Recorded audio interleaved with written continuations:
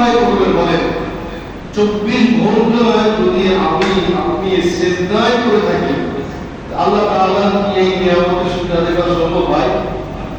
আল্লাহ তাআলা আমাদের সবার সম্মান রেখেছে, প্রত্যেককেই আল্লাহ তাআলা আমাদেরকে ইজ্জতের সাথে রেখেছে, সম্মানজনক খাবারের ব্যবস্থা করে থেকে ব্যবস্থা করেছেন। আমরা আল্লাহ তাআলা এই নিয়ামত, এই যে এখন যে আমরা যে কদিন এখানে আছি,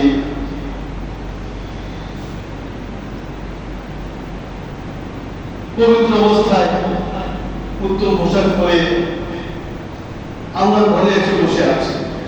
এই যে আল্লাহ তাআলা আপনাকে আমাকে এনেছেন,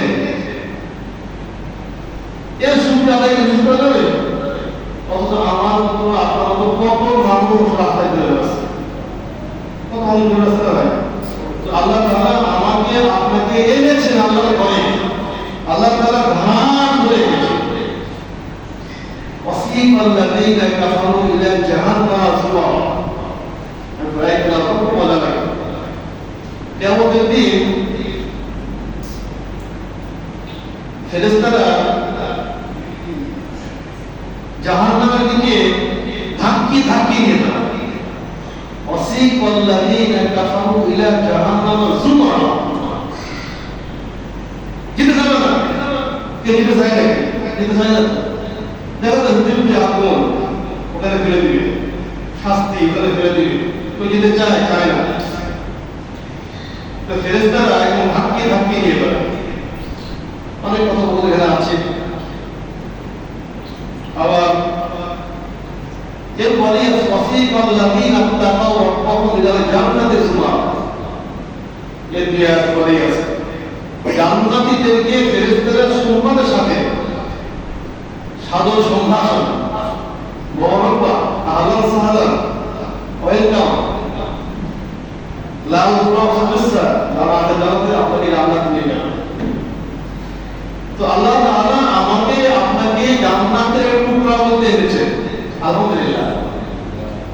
আল্লাহ তাআলা আমাকে আপনাকে জান্নাতের টুকরো বলতে এনেছেন।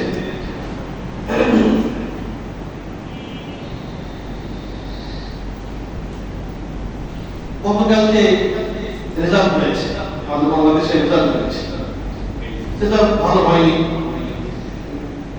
অর্ধেক 50-50 হয়েছে, কাছাকাছি। এই আমাদের বাবা ভাইকে একটা নিয়ে আত্মহত্যা করেছে, রেজাল্ট ভালো হওয়া যারা কি আমাদের ভালো নিয়ে, কিন্তু হায়াত ওখানে শেষ হয়ে গিয়েছে।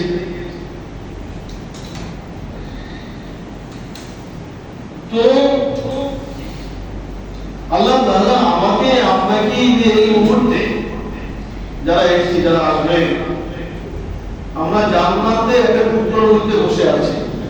আল্লাহ তাআলা আমাকে আপনাকে এনেছে। এই যে আল্লাহ তাআলা আনলেন এই নিয়ামত, এই নিয়ামতের শুকরিয়া আপনি কি দিয়ে আদায় করবেন? কি দিয়ে আদায় করবেন?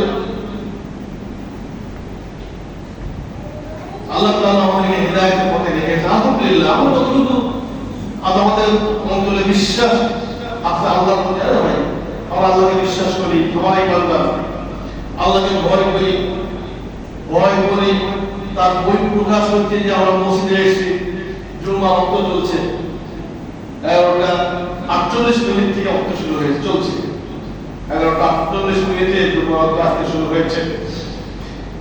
জুম্মার ওয়াক্ত চলছে, জুম্মা নামাজ পড়বো আমরা, দুটো রাকাত নামাজ পড়বো, ফরজ, আল্লাহর ফরজ হুকুম। এই হুকুম পালন করার জন্য আল্লাহর ভয়ে এসেছি, আল্লাহকে ভয় করি। আর এটা করলে কি হবে? আল্লাহ তাআলা সন্তুষ্ট হবেন, আশা। সন্তুষ্ট হয়ে কি করবেন? আল্লাহ তাআলা পরকালে জান্নাত দান করবেন, আশা। তো এইটা আল্লাহ তাআলা হেদায়েত দান করেছেন, এটা অনেকের নসিবে হয় না। পিতা মাতা ভালো ইমানদার, ভালো পরহেজগার, কিন্তু সন্তান ভালো পায়নি। সন্তান মুরতাদ হয়ে গিয়েছে, আল্লাহকে স্বীকার করে না, পরকালকে স্বীকার করে না, সব শুধু নাস্তিক। পিতা মাতা মুসলিম, নামটাও মুসলমান, সুন্দর নাম, কিন্তু সে বিশ্বাস করে না, মানে না, এটা মানি না।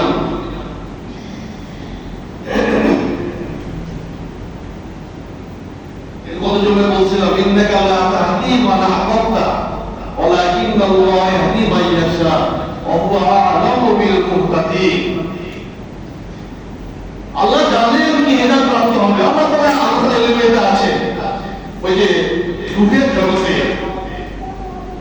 আদম আলাইহিস সালামের ডাইন পাশে ছিল কিছু রূহ আর বাম পাশে ছিল কিছু রূহ, আমরা জানেন।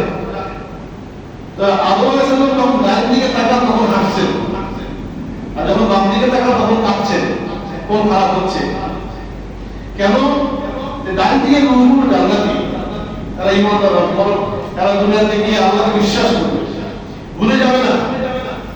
দুনিয়ার চাকচিক্য দেখে, ভোগ বিলাস দেখে, আরাম আয়েশ আনন্দ উল্লাস এগুলোর মধ্যে পড়ে গিয়ে আল্লাহকে ভুলে যাবে না, আল্লাহকে মনে রাখবে। আর বাম পাশে যারা আছে আল্লাহকে ভুলে যাবে, দুনিয়াতে গিয়ে আর বলে কিন্তু আল্লাহ তো রব্বিকুম ক্বালু বালা। আল্লাহ সবাইকে একত্র করে বলছেন আমি কি তোমাদের রব নই? আলাস্তু বিরব্বিকুম, আমি কি তোমাদের রব নই? ক্বালু, সবাই বলছেন বালা, জি আল্লাহ রব্বি আল্লাহ, আমাদের রব আপনি। কিন্তু দুনিয়াতে এসে ভুলে যায়। হেদায়েত কখন কিভাবে এসে যায়,